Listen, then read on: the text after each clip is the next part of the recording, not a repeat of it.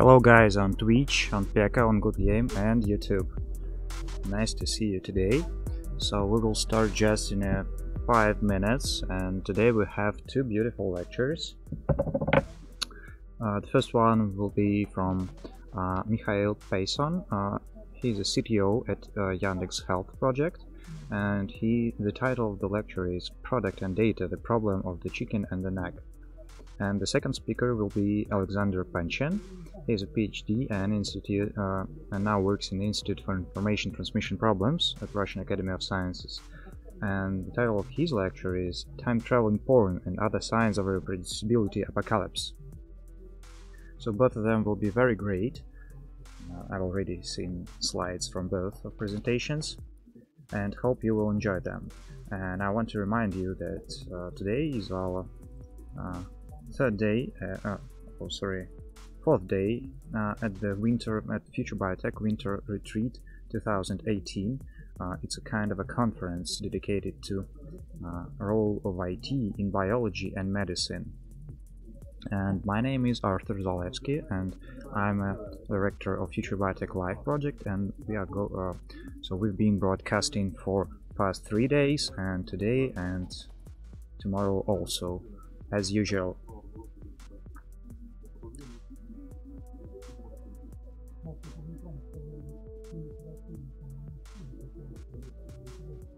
So I also want to remind you that I'm carefully reading all the chats on all the platforms, so if you have any questions, please feel free to ask me or ask the speaker, and I will pass your question to him or her. So absolutely feel free to participate in any kind of discussions.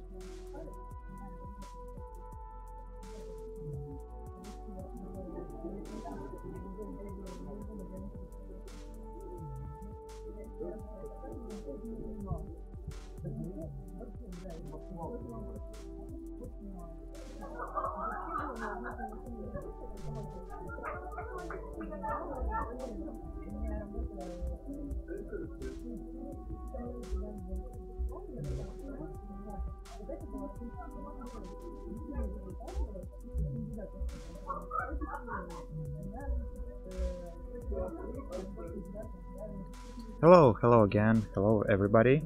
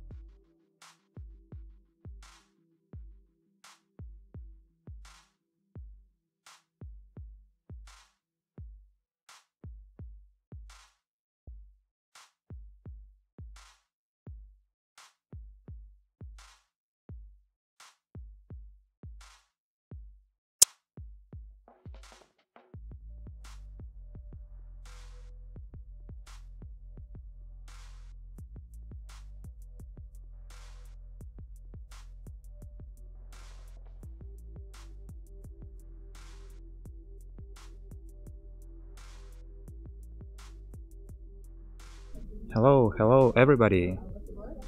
So nice to meet you again here at our channels, independently on what platform do you watch us now. You watch us now, sorry. And again, my name is Arthur Zalewski, and I'm a leader of Future Biotech Live project, and also a PhD student at Lomonosov Moscow State University. And today we'll be streaming for you two lectures by Mikhail Payson and Alexander Panchin. They will be about product and data, the problem of the chicken and egg, and time-traveling porn and other signs of the reproducibility apocalypse. Hi Momo. So we will start just in a couple of minutes, so we are exactly on time, and so the lecture is scheduled to be on 15:30. So we are just waiting when our participants of our school, Future Biotech Winter Retreat 2018, will come back from the short break. And again, I want to encourage you to participate in any discussions with us in chat. We are carefully reading your comments, and we will try to pass your questions to the speakers. So please feel free to participate in the chat. Ну и на всякий случай, привет, ребята, еще раз все. Привет.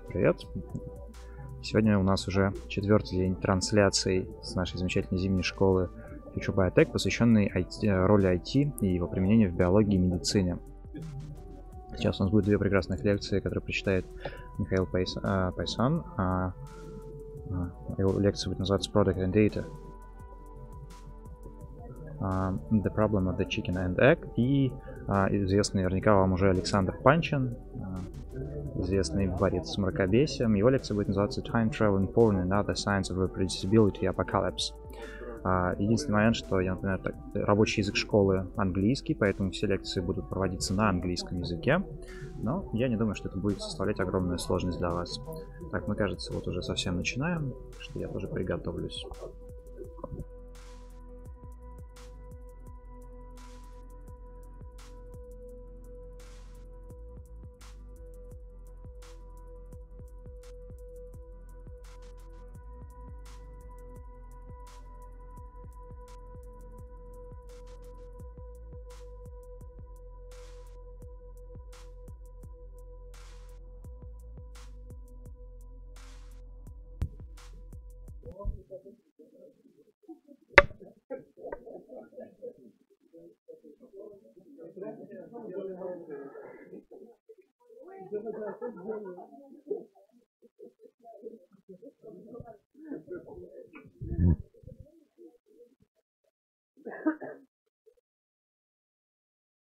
So I'm really glad to present for you as the next lecturer Mikhail Payson, CTO of Yandex.Health, and please welcome him.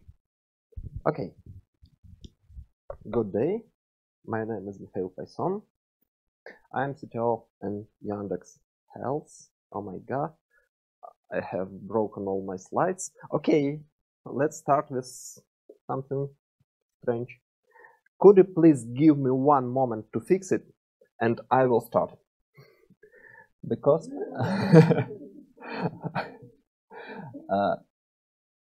one moment, I hope it will help. Oh yeah, it's a correct one. I have 2 versions of presentations, one in English and one in Russian, because I realized that I will speak in English about a day ago. So it was a Russian presentation. So let's start with English one. Okay, the title of my presentation is about product and data. And frankly speaking, I will talk about product and data about 3 slides in this presentation, in this long presentation. But instead, I will try to build a model which shows the shared and necessary product and technical or scientific aspect in your in the product you are creating. Okay, let's start. What is Yandex.Health? Do you know what is Yandex.Health? Okay. And who did use it at least once? Oh, great. It's a good percentage of people. So it's an application which allows patient to connect with doctor online in several minutes and speak with the doctor using video and or text chat or both. When I talk about our application, especially in such scientific-based events, the main question I hear is something like this. What about the science? Where is the big data? Where is the artificial intelligence? What are you doing? You just make one application which have no rocket science at all. This is just a video chat. Okay, it's a good point, and now I will try to describe and to make you understand why we choose this format of application and why it is a not final destination of our work. So let's start. A little model which will help us to understand what aspects do our product have. So we are talking about innovative products and a product which uses a technology which uses scientific results and which helps people. So each innovative product have a technological aspect. What is technological aspect? Technological aspect is a set of technology which is a base of this application. For example, big data, machine learning, some artificial intelligence. I personally don't like this term. I like term machine learning, maybe deep learning for neural networks, but artificial intelligence, it's like a buzzword. But anyway, let's use it. It's a computer vision, signal processing, and so on. It's a technological aspect of a product. Of course, there can be a mathematical modeling, and moreover, it's just an example. So, on other way, we have another aspect of application of product. It's a product aspect. What does it mean? This aspect means a lot of different features of a product which allow users to get a value when they work with the product. And actually, here is two aspects mixed in one. It's a business versus product. Product is more about usability, user experience, user value, and a business aspect which contains marketing, business model, monetization, and so on. So it's another aspect of each product. So in two words, technological aspect about changing the world, it's a very serious, very brief, and rather complicated part which can make a lot of value. But a product aspect is about making a user value right now and right here. It's not such big, such comprehensive as a technological, but it's about a concrete, useful application. So is it clear, or maybe I need to repeat something? Okay, so back to our model. When we start in the application, let's consider initial version. We have two aspects, and let's connect them with the LAN, and let's place here our product. What does this point mean? This point means a share of efforts we spend on commercial, product part of the application of the product and a technological part. So, for example, in this way, we see that we spend more efforts to bring a new technology and spend less efforts to bring a product. So we are more concentrated on product side or on technological side, and user experience, monetization, business value is a little pessimist here. Yeah. Another example, it's just a product, a simple product without a lot of technologies, which we spend a lot of efforts to marketing, to business value, to user experience, and concentrate on how to deliver our features to users. Yeah. Okay. For example, last year, Google have announced an article about detection of cancer using gigapixel images. So they have something like this, have images, and deep learning algorithms based on their I'm sorry, I just missed the name of this technology. DeepMind, yeah, DeepMind. By the way, it is a technology which plays Go and now StarCraft, if you know, better than even best players, real. Okay, DeepMind. DeepMind is a set of a hardware and software based on deep learning, neural networks, and so on. So they created an algorithm, a technology that can detect tumors and macrophages much better than the real pathologist. So if we can consider this, you can imagine that this feature is available for each doctor, and each patient can do this analysis. It can save a lot of lives. It's really very, very important technology. So the next example, another case. It's a medical appointment booking. Do you know what it is? You have an application, you find a clinic, you find, okay, clinic 1, I want to book an appointment of doctor today, yeah, in 3 p.m. and so on. And doctor will wait for me there. There is no technology at all.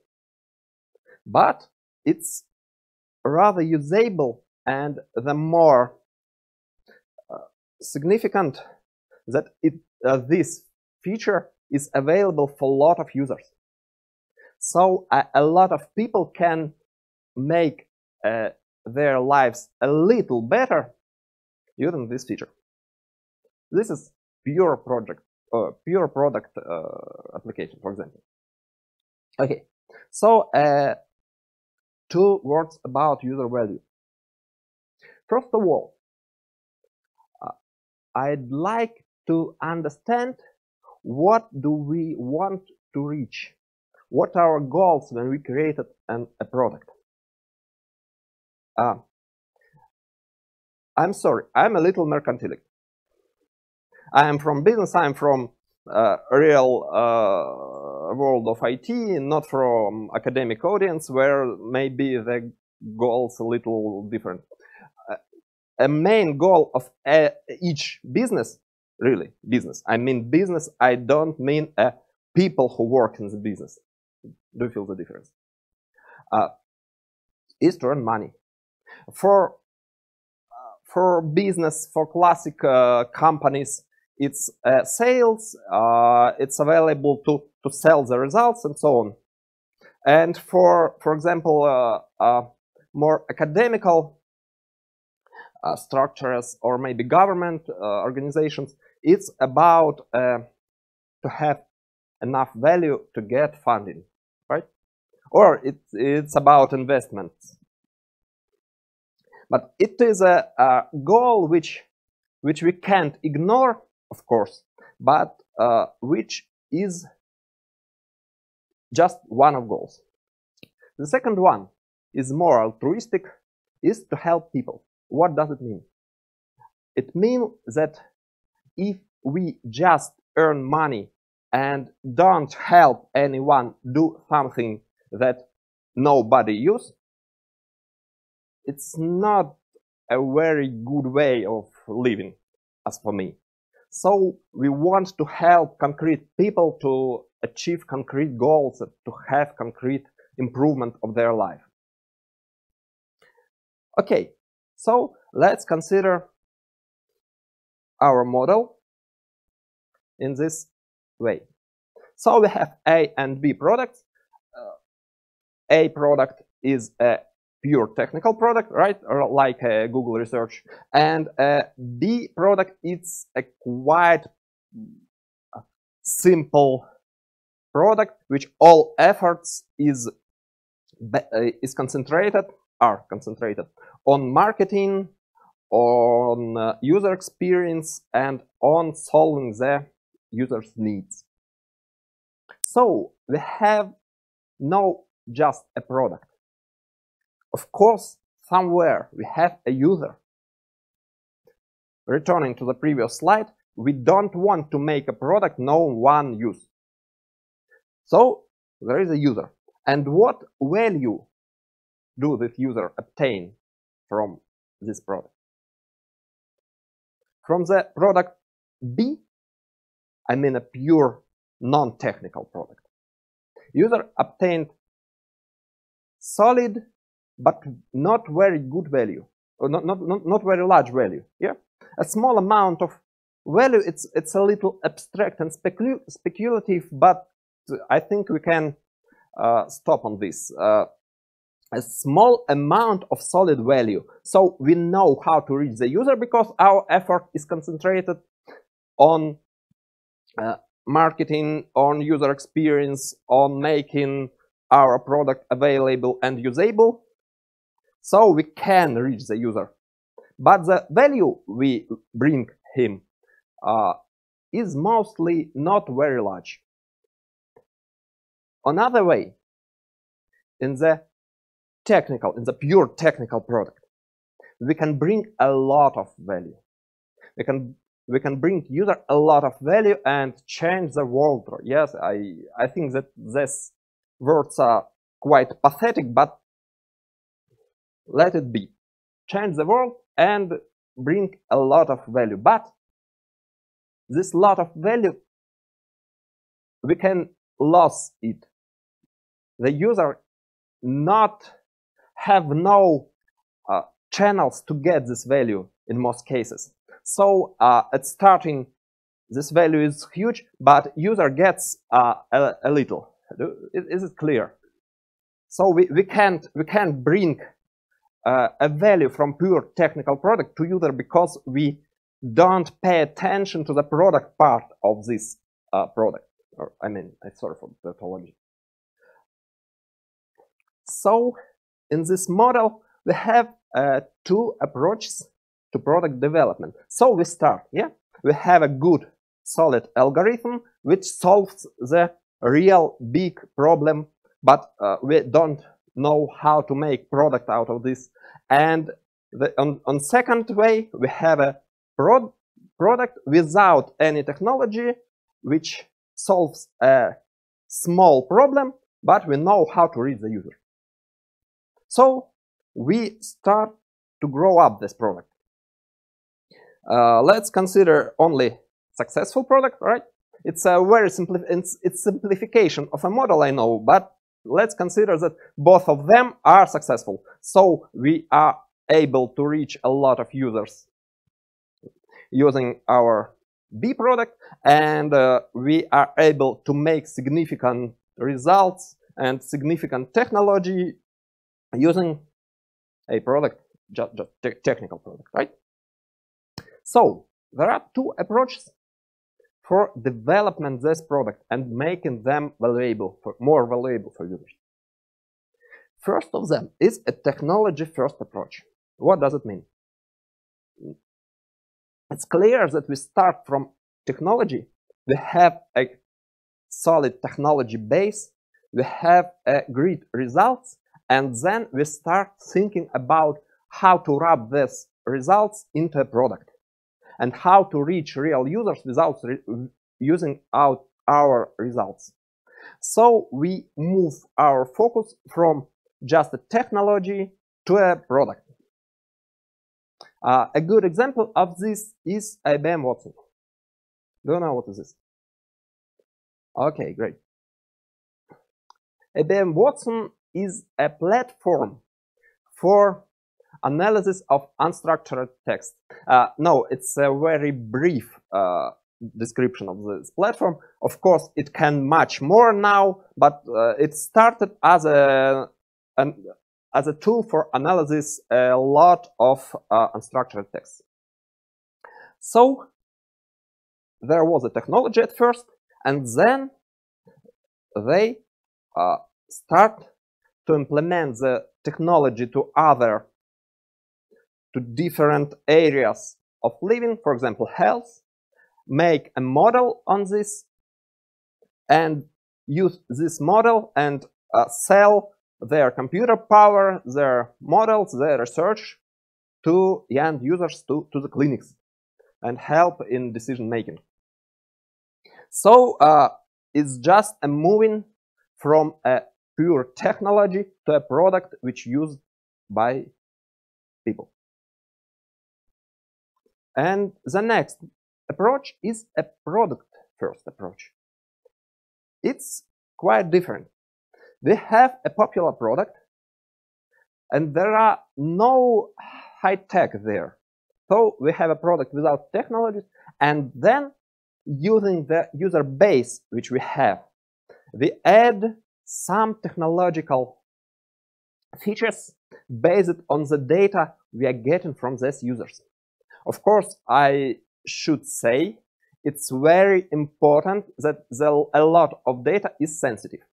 We cannot just take a data the user gives us and do something with it. We need a lot of efforts to anonymize, shuffle, randomize this data. So it's very important, especially in healthcare area, not to use this data without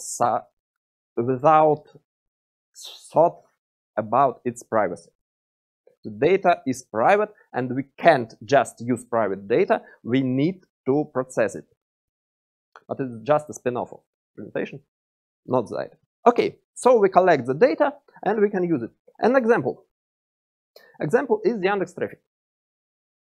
Yandex has a navigator which allows to make a road. I can't say that it's non-technological product. Of course, to build a road graph and to build a road between 2 points is a very, very serious algorithmic task.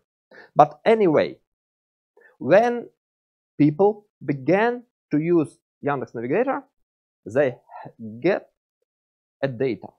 What a data? A data about velocity in each point of the map. So there is an ability to take this data and compute the map and compute the velocity and speed on each part of road graph, and so get the data, get the knowledge about the traffic and traffic jams. So at first we don't have a data, we have just a product. Then we have a user base which generates the data, and then we build another product based on the data generated in the first one. So it's a second approach, but there are problems with both of them, and some of them are serious. What about technology first approach? The first and the main, I think, problem is inability to reach real users at first. So back to the algorithm by Google. Yeah, it's good for gigapixel images, but if we thought about a city in the middle of Siberia, for example, with a 100 people population, I can't even imagine when they will have such equipment which will be able to provide us with such images. So the problem is with accessibility. We can't access real users when we create technology. The second one is relative to previous, is that we can make a real value for real users just on the late stages of products. And the first time we need to modeling, we need to implement, we need to make some technical efforts, and as a result have just results and no value. And this is a problem. We need to live long, and we need to have a long time funding, right? About the money again. And we have a long time in trust to make such product. Problem number 3, I think it is not relevant to this audience. It's a problem of people. Creating such big innovative technology first product, we need to have a lot of very, very clever men. Yeah, and women, of course. People, yeah, people, it's correct word. A lot of clever people. So it's not a problem just here. I think that here we can take 5 of each of you and make a high technology product.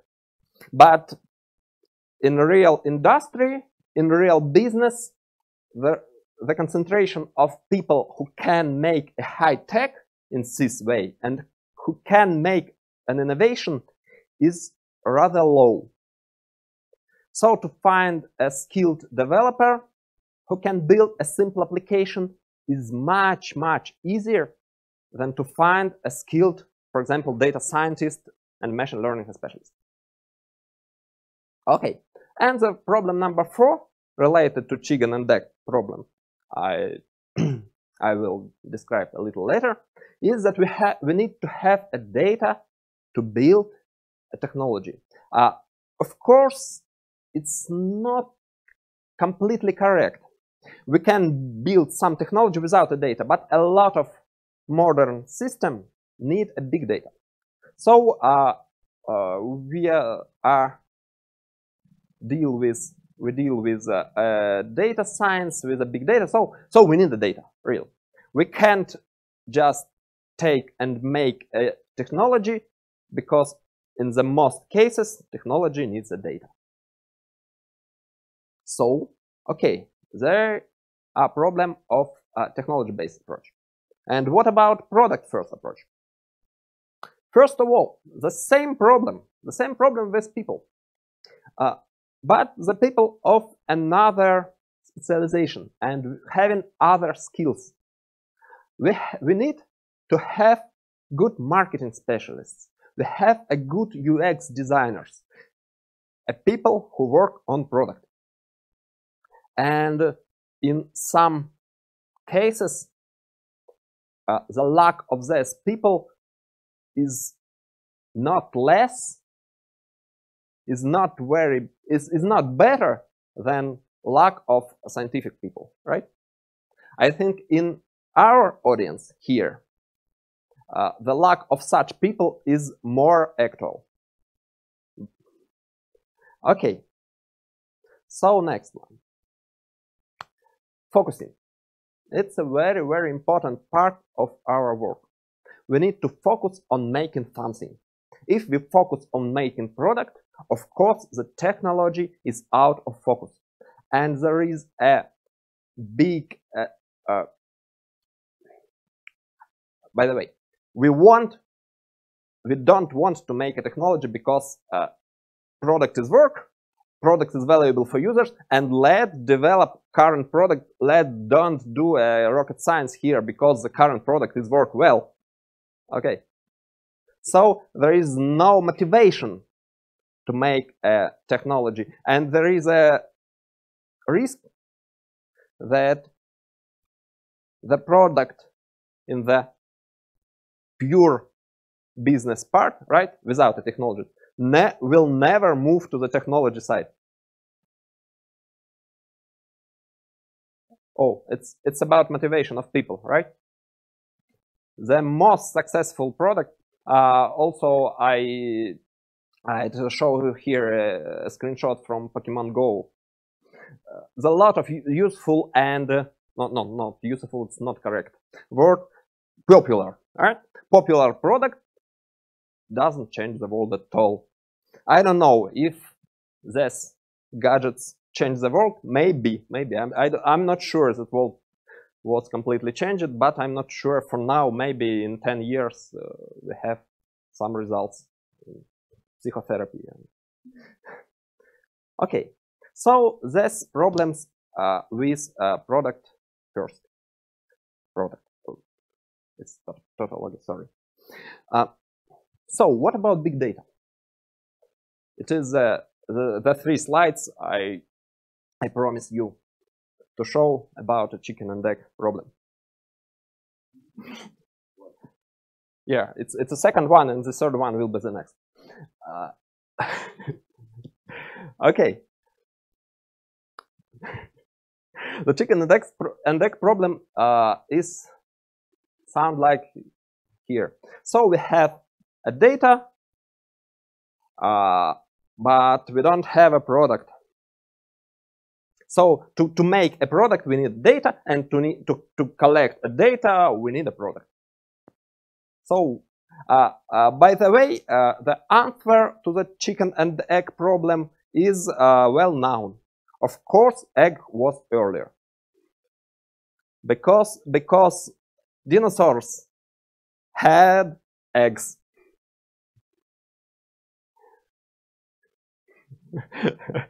Oh, I'm sorry. I hope you understand me right.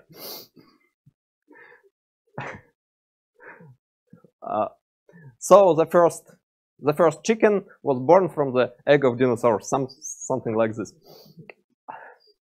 The same. sorry. It was just.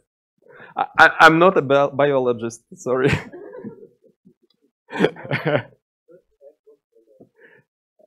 Yeah. Well, yeah. Not a chicken egg. Yeah, but yeah. It's about egg. So. How to get big data, right? How to get big data, and the solution of chicken and egg problem told us how to get the data. Find a partner which already had the data. It's I'm not sure it's a single way. It's the only way to deal with big data in technological projects. But for now, I don't know how to do it another way. You need to find the data, use it, build a product based on the data, and then collect the data yourself. Or maybe you can just get another data from another partner. So if you have a technological product, the only way to obtain the data is to find a partner which will share the data. Again, data, especially in medical area, is very, very sensitive. So it's hard to find a partner. That's first of all. And the second one, it can be rather unsecure for the partner as well, because the law regulation about data transfer from one organization to another organization is very, very serious. But anyway, if we abstract from law problems, we can get a data. But even if we get a data, there are several problems. And the main thing I want to say is that a product aspect is necessary. Because users don't use a technology. People don't use a technology. Nobody uses a technology. Users need a way to solve their problem. Or their future problem, maybe. People use a product. People use a product, not a technology.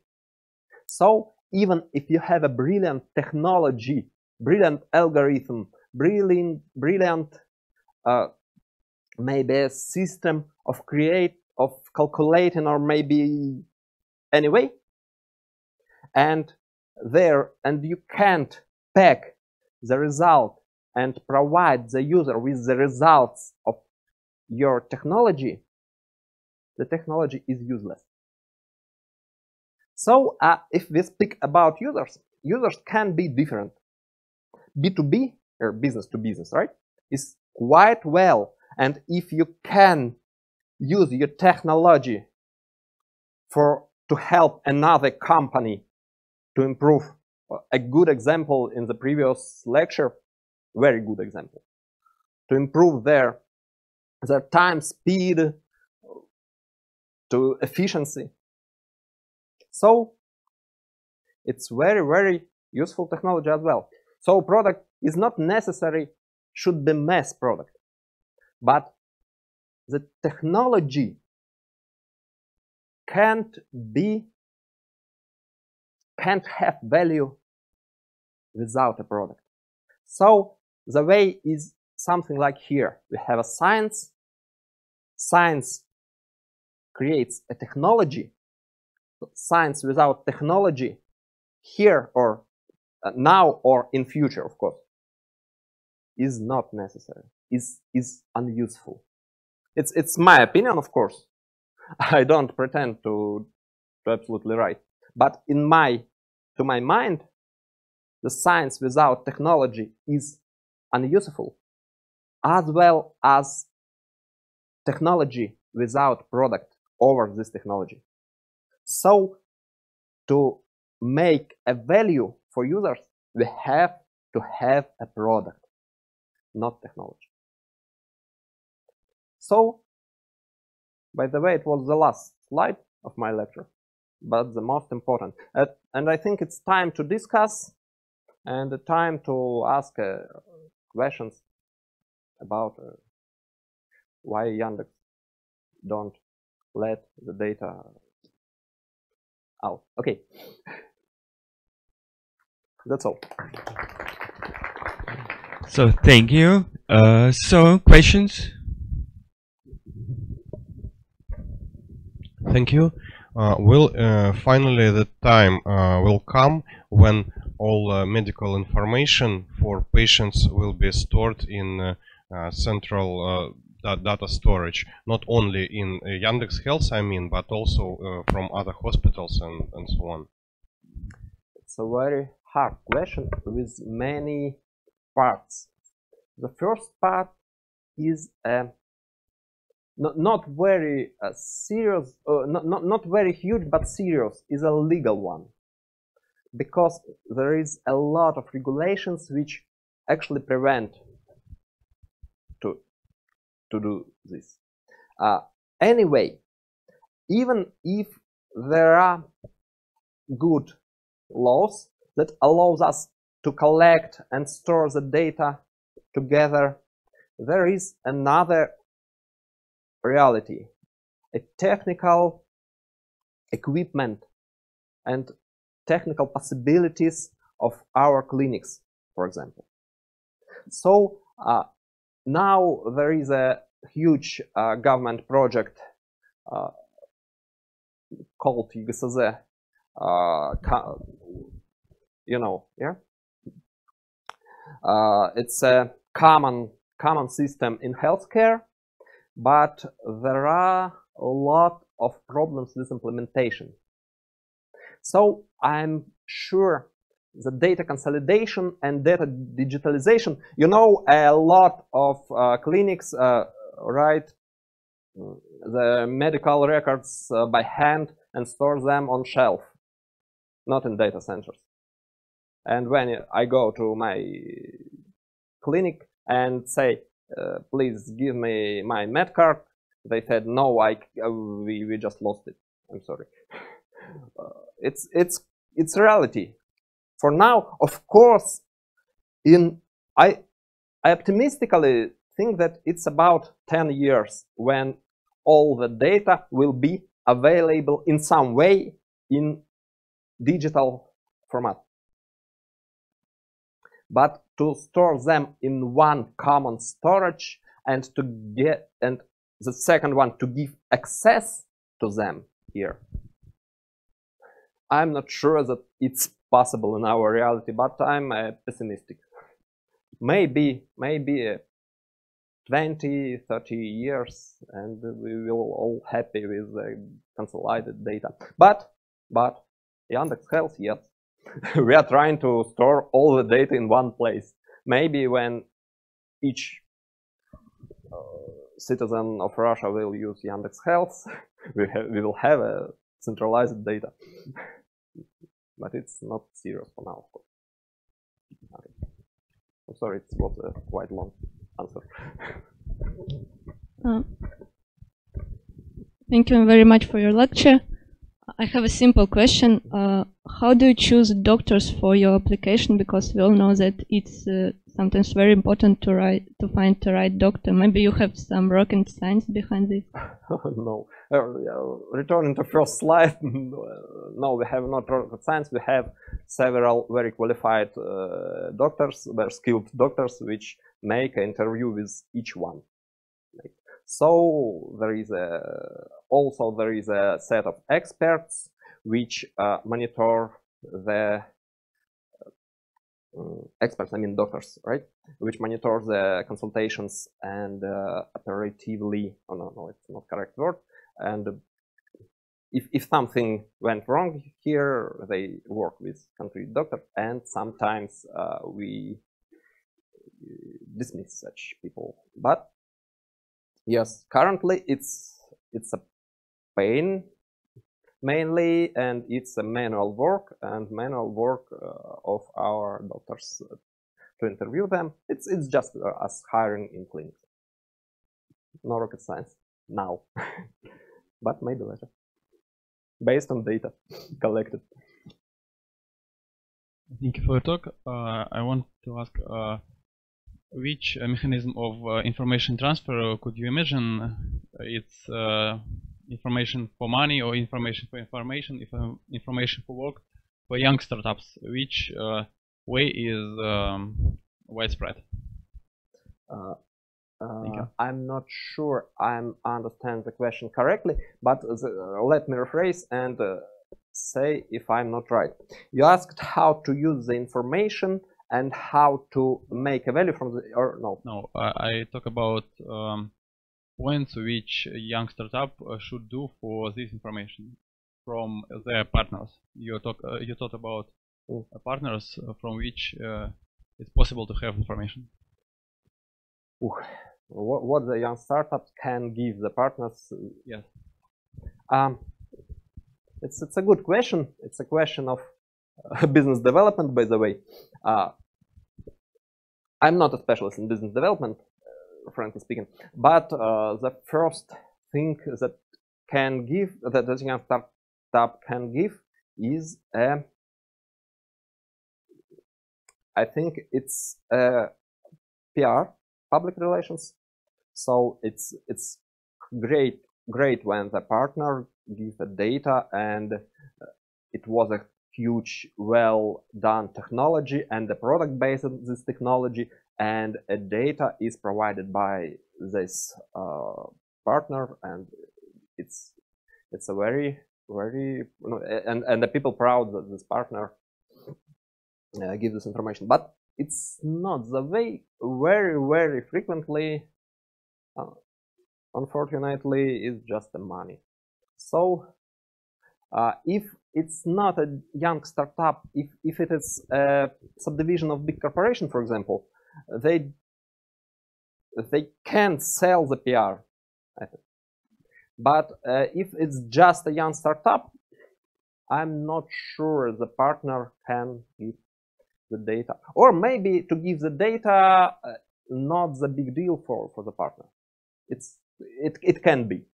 So if it's not hard for it, so just take it and do what you need. So it's a matter of talking, yeah, of negotiations.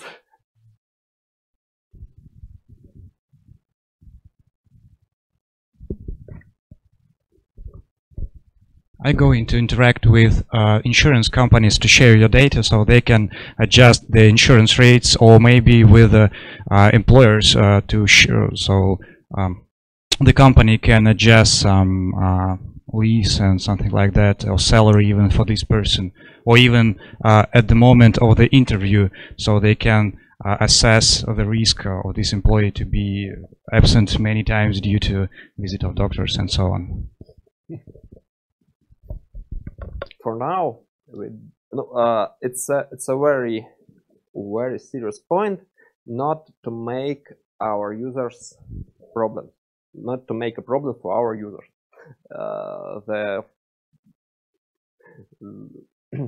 The share information can be, but of course it's not very good when our users go to us with their problems and then we make a problems for the users. It's not a good way.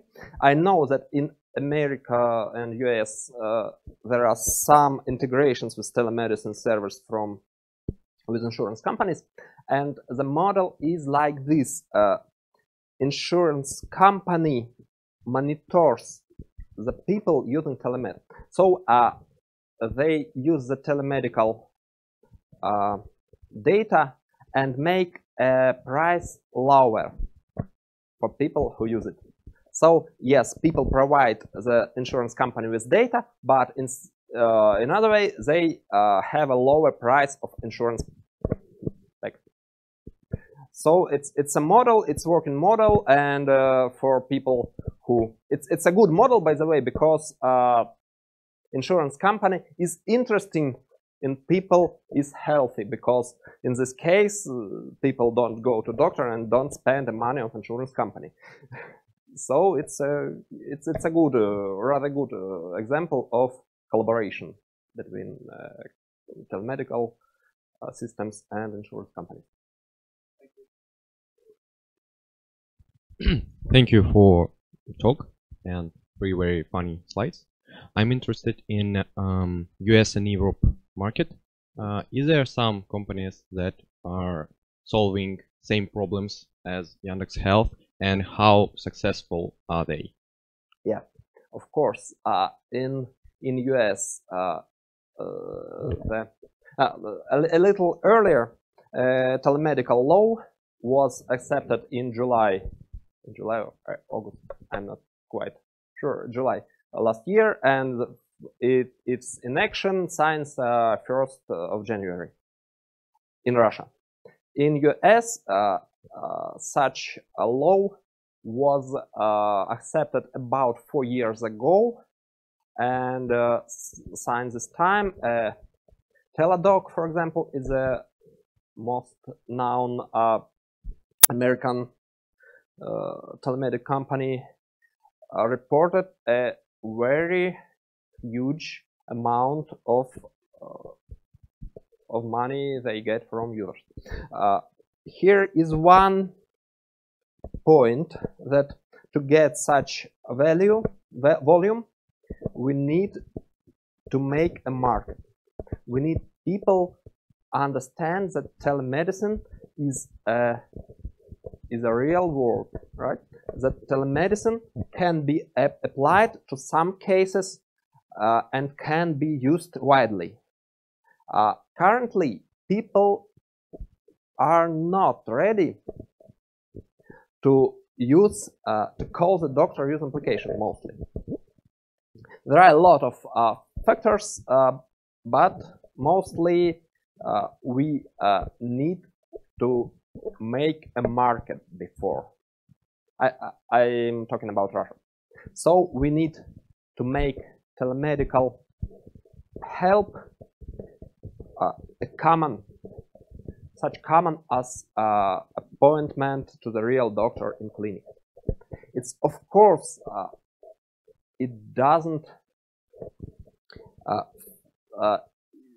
replace the real medical help, but real, it's not correct word, medical help of a doctor visiting the doctor, right? It's a very good additional to this. So the first of tasks of our company and many others in Russian is to make a market. Okay, thank you. And one more question. as far as I understand, you are on the right side of this diagram with product and technologies, and is there some plans on moving to the left? Yeah. And how, is there some ideas and thoughts? Okay, yes. We are with on slide with sand buckets here because to grow our product, to grow up, we doesn't need the technology. We don't need the technologies. It's a pity, of course, but it's really, we need more about business development, about monetization, about marketing, and so on. But yes, we have some plans. For example, maybe the simplest plan is to speed up the consultation using a good language model for medical consultation, so voice recognition. Because we already have a lot of data, but there is one problem we can't solve just now. We are thinking about how to solve it because the data is very sensitive, and we need to make this data not sensitive. We are thinking about this, and when we understand how to provide,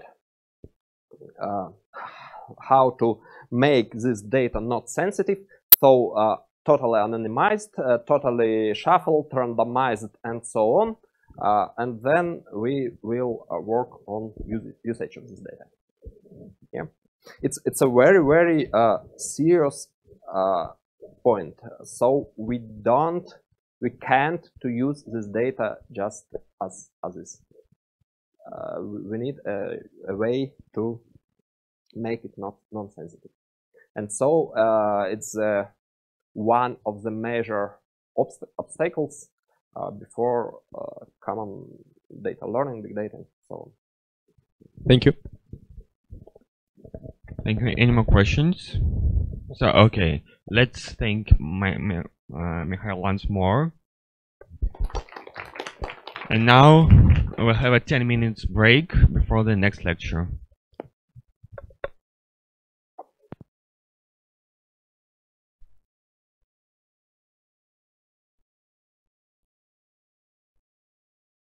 Hello again, guys, girls, on YouTube, Twitch, Good Game, Package, on all the in every places you can see. Есть. Мы можем показать всего компьютера.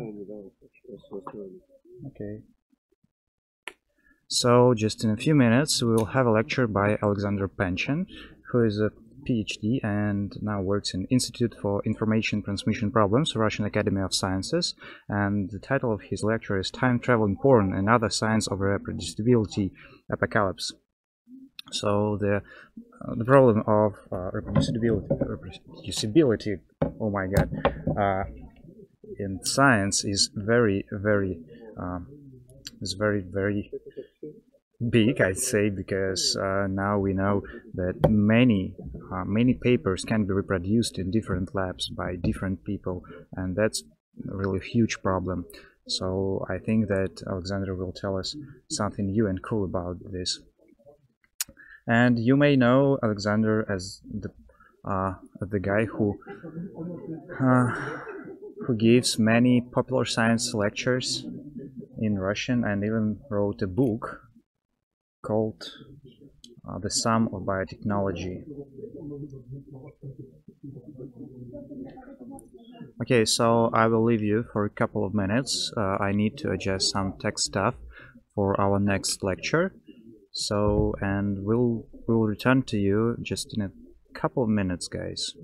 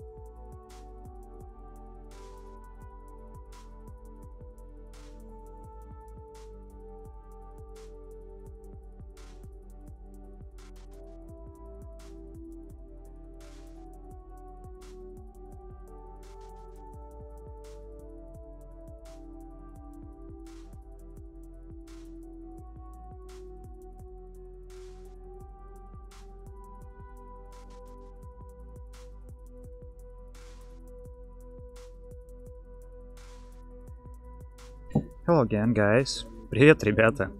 Okay, so now will be short introduction in Russian because we have so even if we have English is a main working language here at our retreat called Future Biotech Winter Retreat 2018, and this retreat is dedicated to the IT and role of IT in biology and medicine.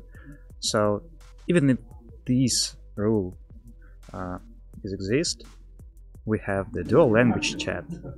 So, привет, ребята на Твиче, на Гудгейме, на Пекаче, господи, где же еще?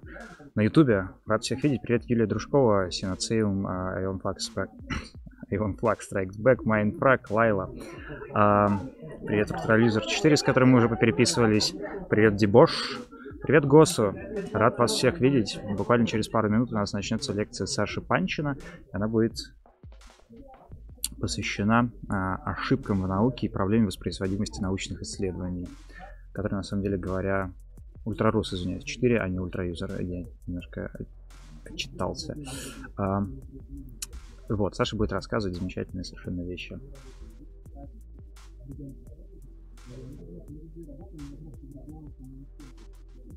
Как ваши дела? Привет, чатик, мы так давно с вами не виделись, аж с целого вчера.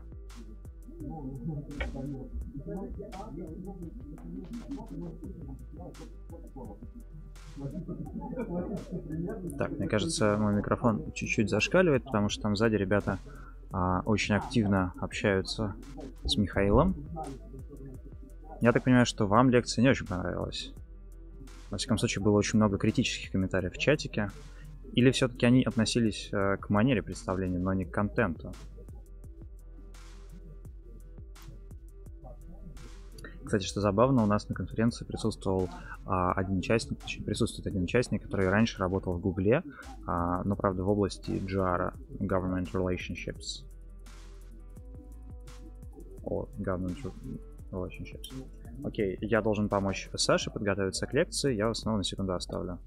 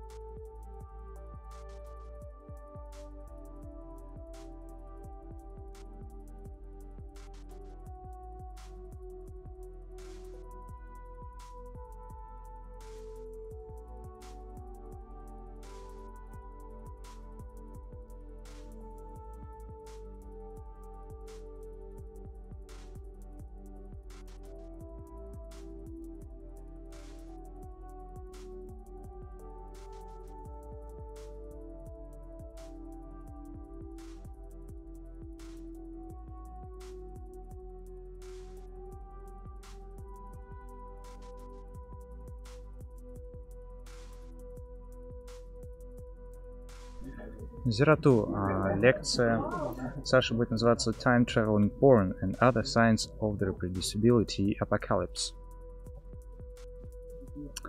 Нет, лекция Михаила про разработку продуктов и использование данных уже закончилась.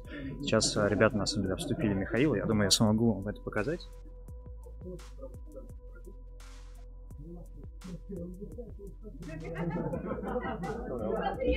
Она выполняет функцию микрофона основного, да? Для тебя, да. Да, я ее включу. Она сейчас просто отключена. Вот, в общем-то, как вы видите, лекция Михаила пользуется спросом. У ребят возникло очень много вопросов, которые они хотят обсудить. Вообще, телемедицина очень горячая область, тем более, что с 1 января вступил в силу закон о телемедицине, которую лоббировал в том числе Яндекс, в разработке которого участвовал Яндекс, извиняюсь. И это прекрасно.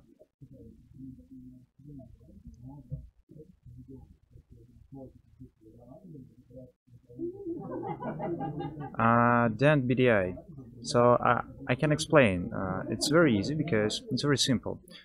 Because we have many lectures, top scientists from all over the world, from Canada, from USA, from United Kingdom, from Europe, France, and other countries. So to be on the par with them, we decided that okay, we can just use English through all of the school, and it's very simple because It will start the next lecture in 1 minute, so please take your seat.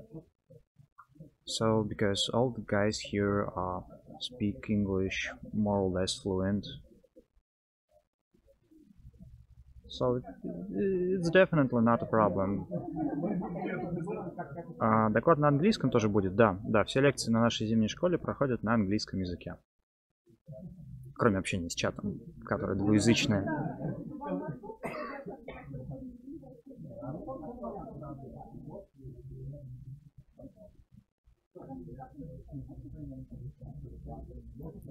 Так, ну что, мы, кажется, прям совсем начинаем. Подготовлюсь-ка я тоже.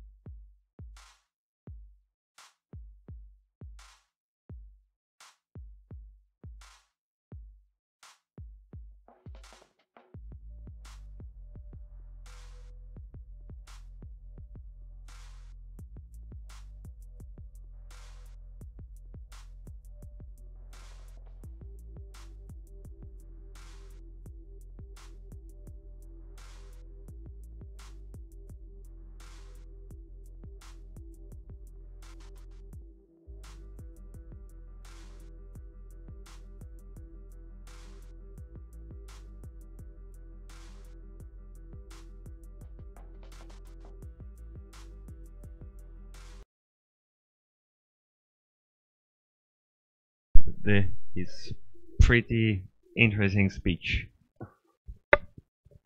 Hello, I am very honored to be giving a talk here at the Future Biotech Winter School. I know we all here love science, but today I'm going to talk about the dark side of science. That's why I have such a low voice, which is thematic to Darth Vader. I'm going to talk about different problems we can experience when reading scientific articles and when trying to do our own research. There are two types of problems which can be in science. One of them is misconduct. There are over 2,000 articles which have been retracted over the years in biomedical sciences because some or plagiarize somebody else's work. But there isn't much to learn from these cases because, well, it's so simple. Don't cheat, don't lie, don't steal other people's work. What I would like to talk about are cases where apparently honest people came to erroneous conclusions which could not have been reproduced by other people. So, as one of the lecturers a few days ago has already talked about, there is a reproducibility crisis in science when people say that they cannot reproduce other people's work. And this has been especially talked about a lot in psychology, but also in medicine, in cancer research, and many different fields. There was a poll done in Nature recently which said that the majority of scientists agree that there is a significant replication crisis and that they have, on their own subjective experience, have encountered cases when they could not reproduce other people's work or even their own work. And that's been in all different fields of science. And so this is something I think we should talk about. So one of the most impactful papers about this topic was done by John Ioannidis, a professor of statistics, in 2005, which is called "Why Most Published Research Findings Are False." And I really recommend everyone to read this article because it gives a very good theoretical framework about what I'm going to talk about. I'm not going to go into theoretical details. I'll just give practical examples. So we'll start from what was promised in the name of the study about time traveling porn. And this is the person who discovered it. His name is Professor Darrell Bem. He is from the Cornell University. And he published an article in Journal of Personality and Social Psychology which is a respectful journal in the field of social psychology, which was called Feeling the Future. And so that's where this time-traveling porn comes into mind. So actually he did 9 experiments. Not all of them were about porn, but one of them was, so that's the funniest one. And in 9 experiments, which he did, 8 of those experiments confirmed that people could somehow feel what's going to happen in the future. So I will give you just one example of the experiments he did. All of the experiments were different in design, but in principle they were about the same idea. So a participant of a study would have a computer in front of him, and he would have 2 screens, one on the left, one on the right, and he would choose on his will either the left screen or the right part of the screen and click on it. And then after that, a computer would use a random generator which does not depend on the input of the user and select also one of the 2 screens. And if the choices of the participant and the computer coincide, then the participant is reviewed with a pornographic photo or image which is much more pornographic than the one presented here. This is a PG version of what could have been there in the study. And so the other decision results in nothing. And so it turns out that you would expect, well, since this is all random, you would expect people to choose a pornographic image in 50% of the cases, but in BEM's experiment they did that in 53% of the cases. Well, actually, you laughed about 53, but Daryl Bem has a point, which I think we should give him that point. It's quite honest that, well, if from an evolutionary perspective, the ability to predict the future in 53% of the cases instead of 50 would be a very big advantage. That's the advantage that the casino has over a player in a simple game of roulette. It's actually even less, 2.6%, 52.6% in a regular American roulette is the probability of casino winning, and that's enough for them to make billions of profits. So if you would come into a casino and use this technology, so if you would look at a pornographic image after every time you win, and by that increase your chance of winning, you would beat the casino and you would earn a lot of money. But on the other hand, 53% does sound kind of less, but Daryl Bem has found what every scientist desires to find deeply in his heart. What does this mean or do, Professor? It shows nothing more or less than the deepest desire of your hearts. And for scientists, it is p less than 0.05. Yeah, that was what he found. And he found that p less than 0.05 was present in 8 of the 9 studies that he conducted. So it wouldn't be a surprise for you if I told you that independent scientists had problems reproducing this study. So there were many attempts to reproduce the study. My clicker is also having problems to reproduce the desired, yeah, but will it work in the future? Is there some way to fix this? Okay, please do that, something from my clicker. So the second article there is the largest attempt to reproduce a study based on several thousand of participants with no result. The top study has a very interesting history, so it's 3 failed replications. The authors of that study submitted it to 3 social psychology journals and got rejected on the basis of lack of novelty. Specifically, it was also rejected on the same basis by the same journals that published original BEM's finding. And one more journal rejected it on a review, which was written by Ben himself. And eventually they published it in PLOS ONE, which is an open access journal. So there is a problem of reproducibility here, and there are more studies about this. I'm not going to go into details. The third article about is like a review where the authors discuss the possibility of this being or not being a real phenomena, but they make a very important point that if you look at study how it is designed very similar to that how regular studies in that field are designed. It's not particularly bad. So maybe that means that other studies are also bad, we just don't make fun of them because it doesn't talk about feeling porn from the future.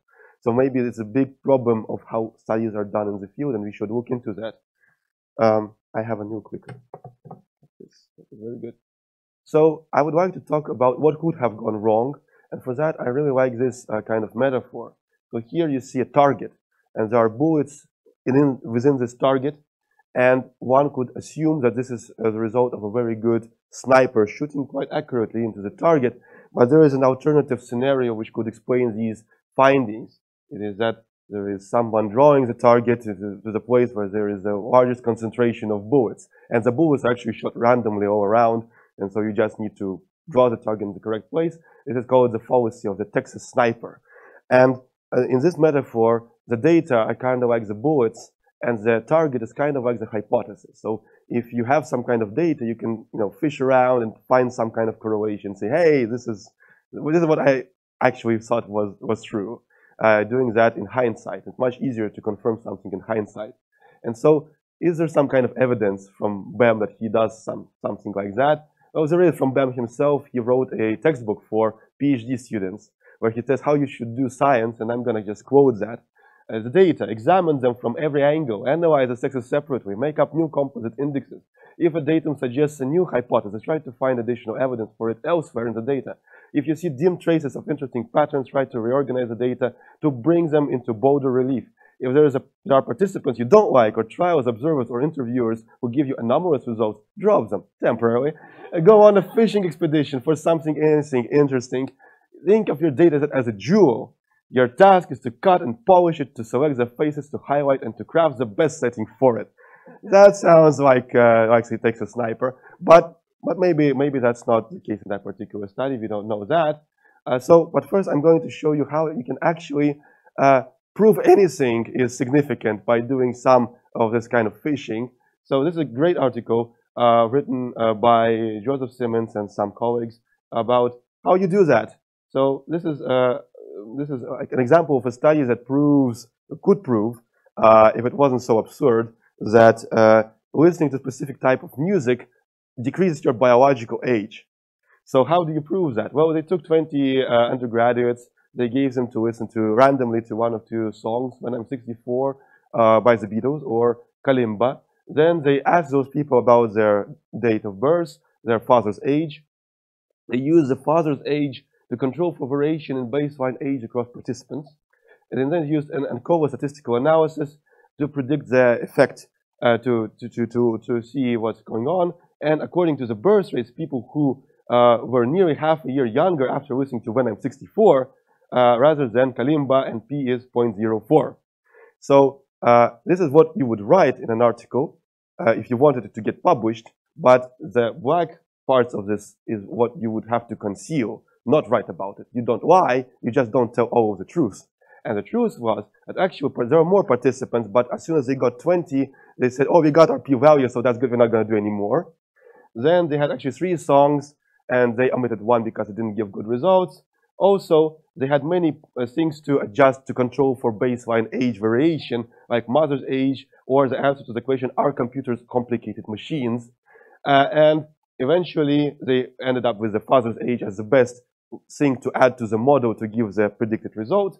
And finally, if you remove this model, which uses this proxy of father's age from the equation, you get that there's actually no difference. Of course, there is no difference because the baseline age is based on your passport, and your passport did not change during the experiment.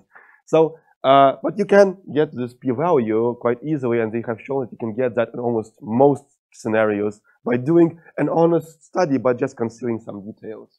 So that's one thing which can happen. And the other thing, which is very important, is the so-called file drawer effect.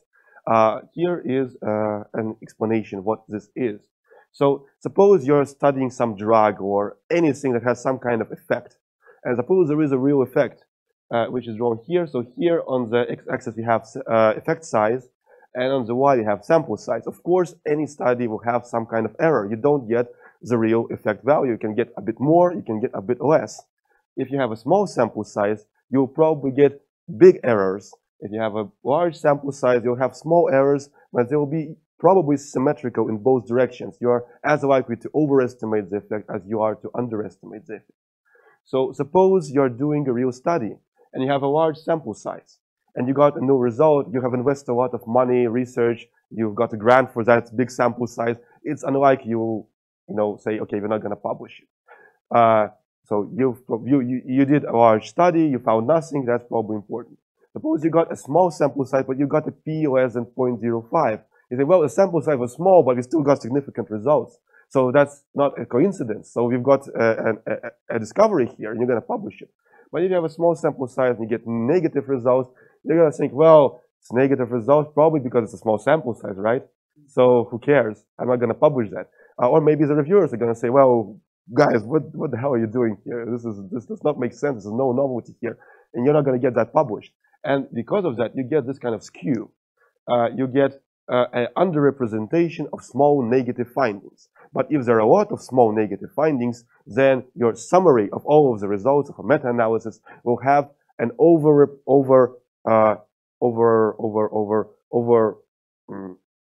overrated effect size. Let's say it like that. And you will get not the true effect size, but a larger effect size than the one that really is.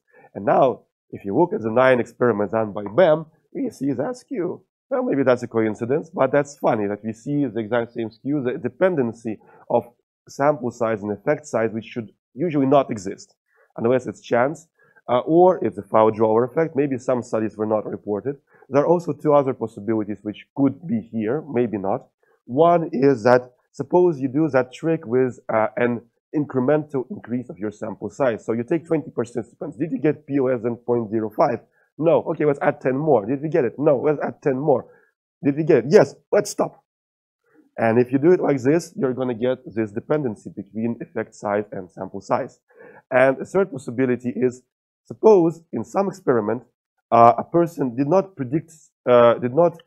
prefer an image that would be shown to him in the future, or a signal that would be shown to him in the future, but actually he avoided that stimulus, maybe because he didn't like that stimulus under your hypothesis, which you're doing with hindsight.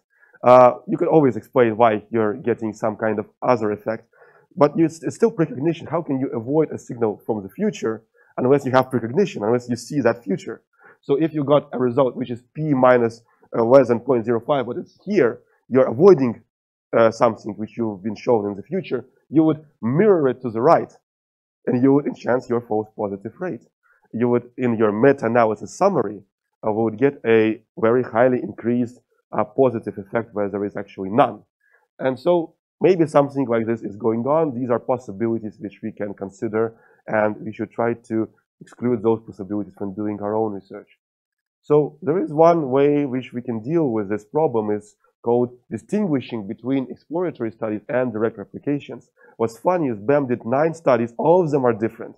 None of them is a direct replication of one of his studies. He could have done the same study 9 times, and if it confirmed 9 times out of 9, 8 or 8 times out of 9 times, he would get the Nobel Prize, I think. But he did 9 different studies. So you need to do direct replications. You already have your hypothesis. You've drawn your target, and now you shoot bullets and see if you can hit it actually or not. In medicine, this was countered by this initiative such as clinicaltrials.gov. So if you want to have your study considered by the FDA, for example, you first pre-register it. You tell everybody what you're going to do, how you're going to do it, and how you're going to measure the outcomes. So you've drawn your target, now you do the study. And then you're not required to publish your results, unfortunately. There is no legal punishment for that. But at least other scientists can now have a look at how many articles have went into the file drawer.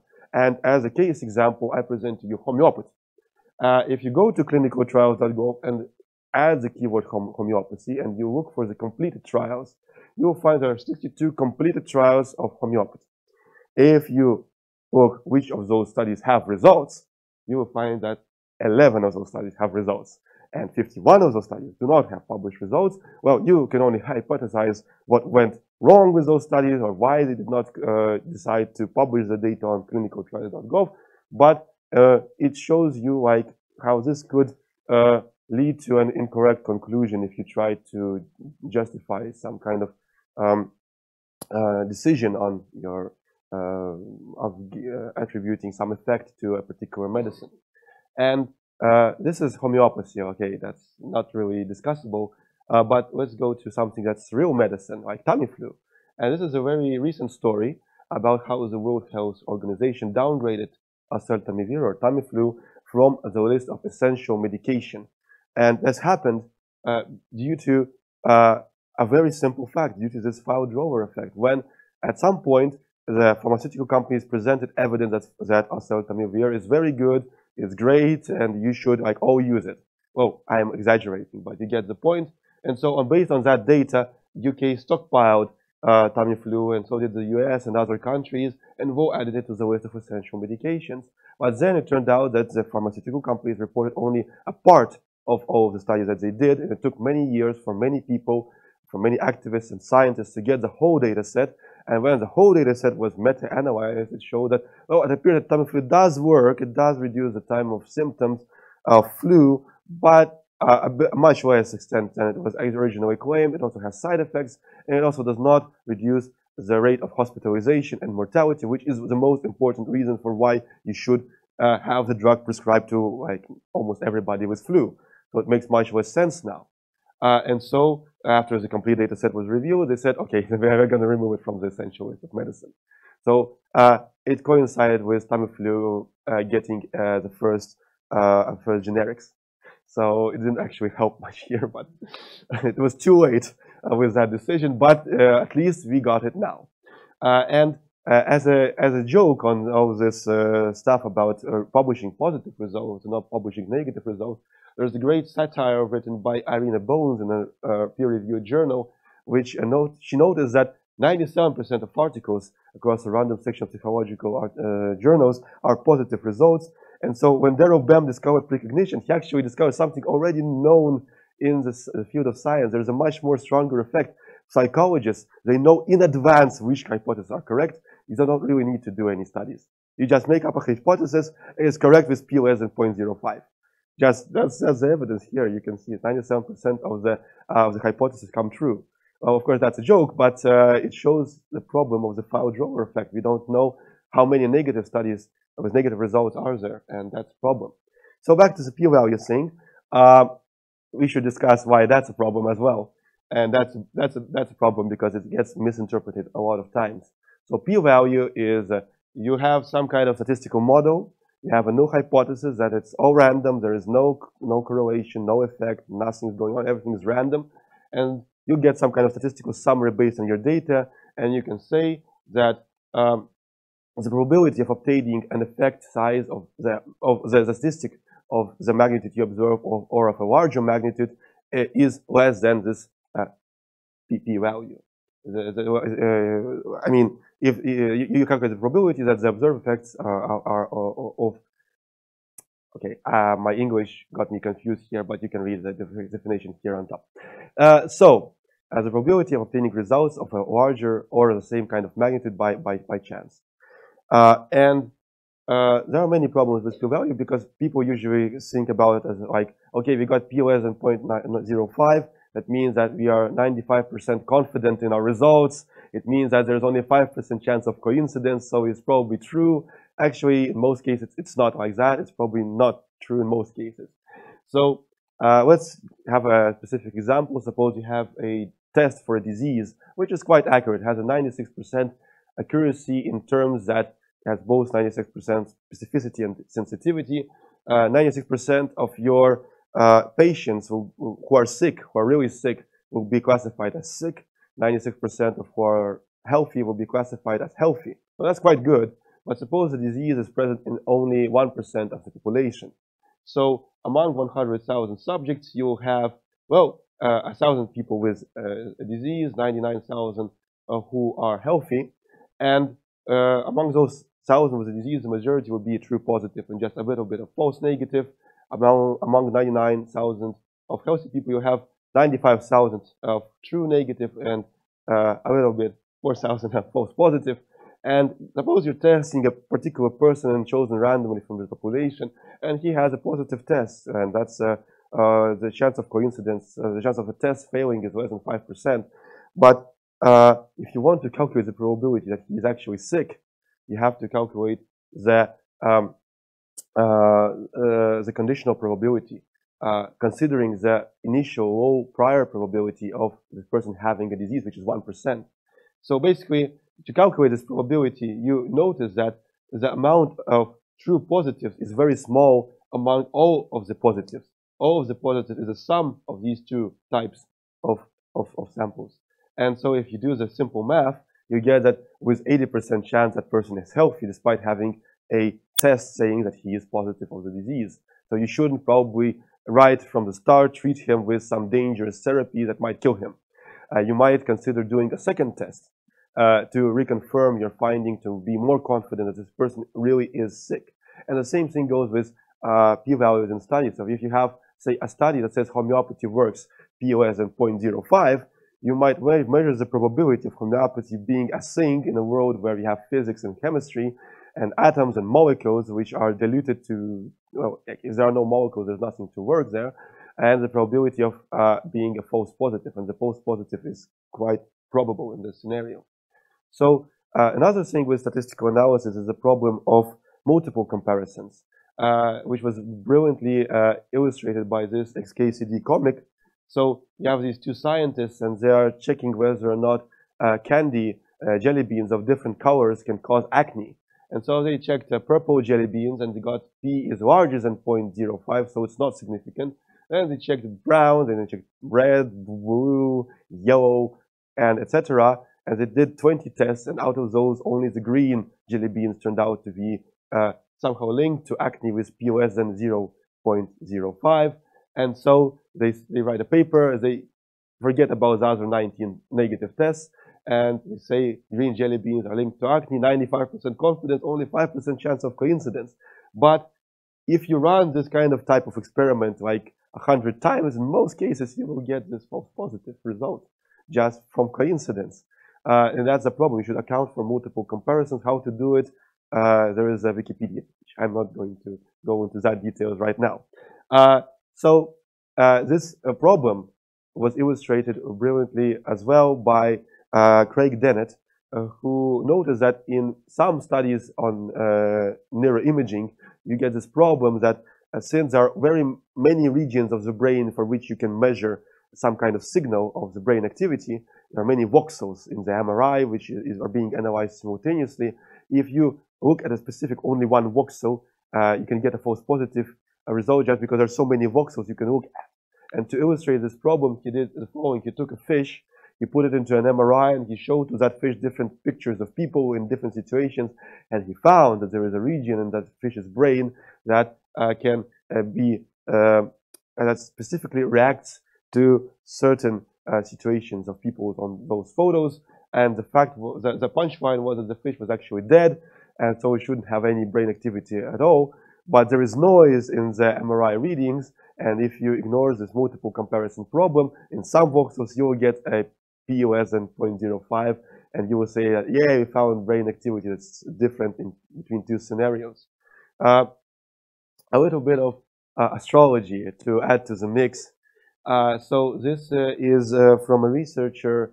It was a story quite long ago in a galaxy far, far away, when Michael Gocklin, a researcher of astrology, he discovered what was called the Mars effect. So he looked at the birth dates of eminent athletes, and he found that if you look at their birth dates, you will notice that the planet Mars, for some reason, is overrepresented in two sectors of the sky. So astrologers, they divide the sky into 12 sectors, and Mars were overrepresented in 2 of these sectors during the birth of these athletes. And he said, so Mars, if you have Mars in a specific spot of the sky, it makes you like a better sportsman.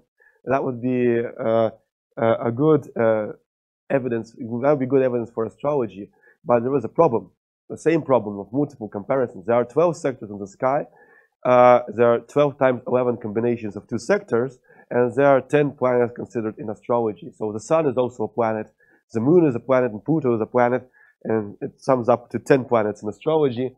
And if you do that correctly, so Gocklin got this p-value, p less than 0.00005. That's impressive.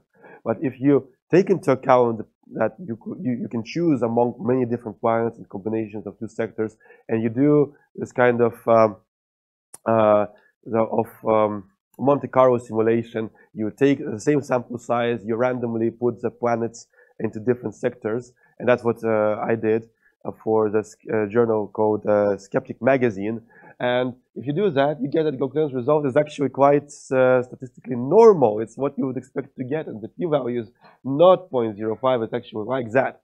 That's the probability of getting some kind of effect of some kind of planet for some kind of 2 sectors. And that basically explains away this astrological claim. Now, the same thing's going on in articles, some articles claiming that GMOs are bad for you. And this is a review, a critical review we published with my colleague, Alexander Tuzhikov, also from the Faculty of Bioengineering and Bioinformatics. So we looked into 5 studies, which were the most eminent studies, where everybody cites those studies when they say GMOs are bad for you, to look for how did they do the statistical analysis.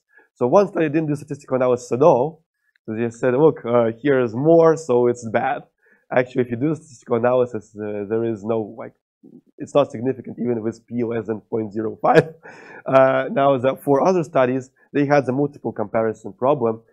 Just for example, you take a sample of 10 rats in the control group, 10 rats in the experimental group, and you look for the expression of several thousand genes, and you find out that for several of those genes, several tens of those genes, there is a p less than, say, 0.001.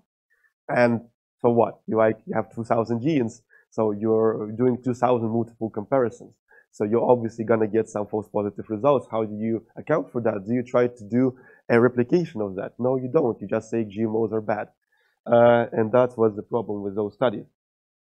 Switching from statistics to the experimental design, this is a very important case of Jacques Benveniste, who got an article published in Nature some time ago, actually a long time ago, but is still, this research still echoes for the same day today.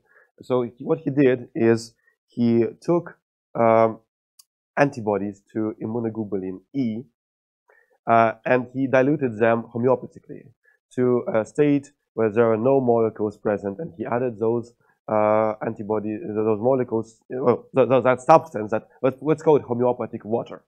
He added this homeopathic water to human basophils, and they had a signal which was different from when you add regular water, control water, to those basophils. And so he said that the water remembers those molecules which were previously in it, and that was like the discovery of water having memory. And so he got 2 Ig Nobel prizes, one for discovering that water is a smart molecule, it has memory, and another one later for discovering that this memory can be transferred through the internet or the phone wires. This is actually being still researched in Russia. In Moscow State University, there is a group of people who they can send you digital drugs. You go to their site and they send you a drug through the internet. You download it and you write it down on your compact disc, and you put a glass of water on top, and then you drink the water and you get cured from almost anything. So I'm not going to discuss this case because it was never published in a normal peer-reviewed journal, but this was. And it was published with a comment from the editor that this is actually kind of weird because it kind of defies the laws of chemistry and physics. So we should look into it more carefully. And John Maddox, who was the editor of Nature at those times, with 2 skeptics, they went to Benveniste's lab and they noticed that the study is not blinded. So the experimenters, they know where they have the homeopathic water, where they have the regular water, and maybe that could influence the result. So they developed a blinding protocol. They tested the same study once. They replicated the study, and they found that it does not replicate under blinding conditions. And so it was also published in Nature that this doesn't work. And after that, there were over a dozen of the same kind of studies, and every time it was done blinded, they got no results. Every time they did it non-blinded, or sometimes they got positive results, sometimes they did not. So that's like a psychological phenomenon, not a physical phenomenon, it's a memory of water. And today, this still is going on, this idea that you dilute molecules and it's going to help somebody. It's been published in all of these journals in a new form, because homeopathy is already this kind of a bad word. You shouldn't use it if you want your article to be published in some kind of journal with an impact factor. But maybe you could change the word and say, call it not homeopathy, but release active drugs. That's how Oleg Epstein, CEO of a company called Materia Medica, rebranded his product. It was initially called homeopathy, then he changed the wording, so it's now release active forms of antibodies. So how is this? What is the principle that he uses?